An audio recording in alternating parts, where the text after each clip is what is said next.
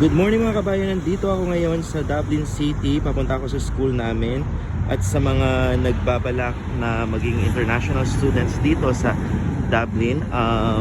Simulan nyo po yung application nyo as early as 6 months po, as early as 6 months, before 6 months or 1 year kung gusto niyo pang may enough time kayo para makakuha kayo ng English exams at saka makapili kayo ng right schools and right na courses na gusto niyo kukunin. At yung critical skills dito guys, after 2 years kapag kapag critical skills permit ka, 2 years PR ka na.